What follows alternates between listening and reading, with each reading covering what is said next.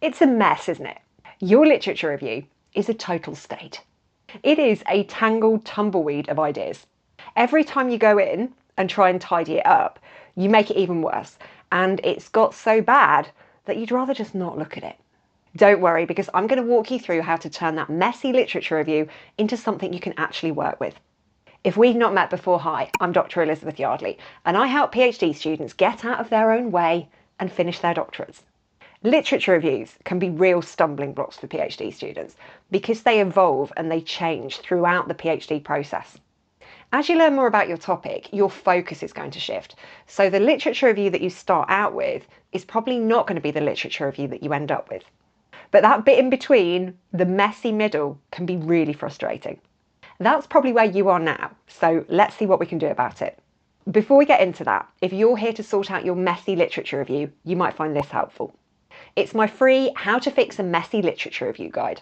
In it, I walk you through a step-by-step process to begin sorting the good from the not so good. It covers what we'll be going through in this video, plus a little bit more, so go and grab it. I'll put the link on the screen now and in the description for later. Okay, let's get into it.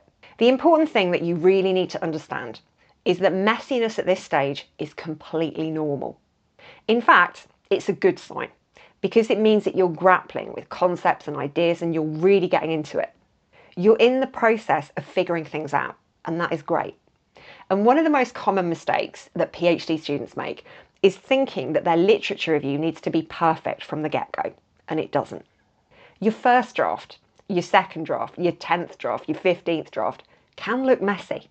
And this is all part of the research journey. What matters is that you're doing the reading, you're identifying the key themes, you're connecting the dots between them. This is a process, this is an iterative process. It's about making sense of the chaos over time. Sometimes you need to look at 20 different ideas to discount 18 of them, to figure out that those 18 aren't relevant, so don't feel bad about it, it's all part of the process. Now we realise that mess is good, mess is to be expected, what can we do about it? Step one is to identify what you've got.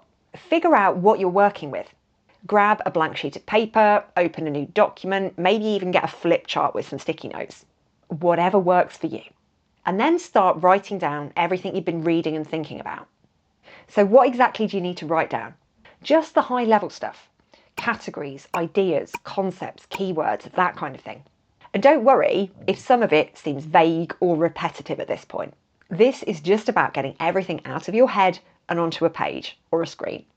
For example, if you're researching stress and burnout among working professionals balancing study with a career, your list might include themes like workplace stress, burnout, work-life conflict, and resilience strategies. Let's take another example.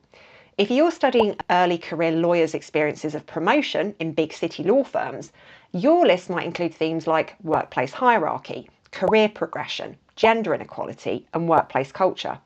And don't worry if your ideas seem all over the place. Just get everything down, even if it feels scattered. You can organise it later, but for now, just focus on getting it out of your head. Once you've got everything listed out, it's time to start grouping similar ideas together. Look for connections or overlaps or patterns between the things you've written down. Workplace hierarchy and career progression might fit together under a theme like factors influencing promotion in law firms. Gender inequality and workplace culture could form a new theme like barriers to career progression for lawyers. As you start grouping things together, it's okay if they don't fit together perfectly. The goal right now isn't achieving perfection. The goal is to organise your thoughts into something more manageable. So look for patterns and similarities in the things you've written down. You might find that a couple of ideas fit really neatly together, and keep at it because this might take some time. You might have to have several sessions in which you're sitting down, you're looking at what you've got, and you're trying to group things together. Don't rush it. Give yourself a chance to think about it. Give your brain a chance to work on these things. And after you've spent some time on this, you'll realise how helpful it can be in just simplifying things. And when you take the time to simplify things like this, you're not massively overwhelmed by that huge, unorganised list of concepts and ideas. Get in the comments on this one. Just thinking about some of the topics and the ideas you've been exploring, what are they? Can you do a short list of them and drop them in the comments? Let me know what you're studying in general and what the concepts are that you've come across so far in the literature review.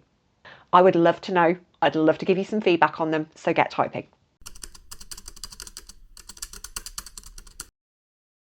The next step is to narrow things down into 3, 4, or 5 core themes.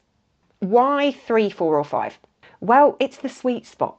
One of those numbers is going to be enough to cover the major ideas that you've come across, but not so many that your literature review feels unfocused or scattered. Let's have a look at the examples to see what this might look like. Using the first example we've been working with, your themes might end up being something like this. So in this case, we've got 3 themes. The first one, challenges of professional life, which would include things like workplace stress and burnout. Secondly, balancing study and personal life, which would include things like work-life conflict and support networks. And then thirdly, resilient strategies for working students. So this would include factors like coping mechanisms and institutional support. Turning to look at our second example, we've got 5 themes here. The first theme might be factors influencing promotion in law firms, which would include things like workplace hierarchy and career progression. The second might be barriers to career progression for lawyers. That may include things like workplace culture and gender inequality. The third might include solutions and interventions, so mentorship, institutional support. The fourth might be the impacts of work-life balance on career advancement. So that might include looking at things like literature around work-life conflict and flexible working. And the final theme, the fifth theme, might be the role of networking and professional development. So that might include the literature around building relationships and career visibility. So we want to keep it simple but thorough. 3 to 5 key themes will give you enough material to work with whilst keeping things focused and clear. By the time you've narrowed everything down into 3, 4, or 5 core themes, you'll have a much clearer structure for your literature review. And that messy, chaotic draft will start to feel a lot more manageable. And at this stage, when you've got your themes in place, your literature review still won't be perfect, and that is absolutely okay. It is progress, not perfection, that matters. So you've got to acknowledge the change that's happened from having that messy, chaotic draft that's all over the place with no structure whatsoever, to having 3, 4, or 5 loose themes. That's progress, that's a good thing. And as you develop your literature review further, you're going to start to revise those themes and refine them. You might get rid of one of them, you might consolidate some of them, but you will make changes to them. So the initial 3, 4, or 5 themes that you get after you've been through the process I've described in this video might not be the ones you end up with. But they're a really important step along the journey because they are going to be helpful in getting to that final structure. The main thing is you've got something to work with now. You're in a better position than you were. You've got past the, oh my God, this is so terrible, I can't even bear to look at it stage, and you're now beginning to become more organised, which is great. As I said at the beginning, if you want a more detailed breakdown of this process and some extra tips, go and grab my free guide. The link is in the description.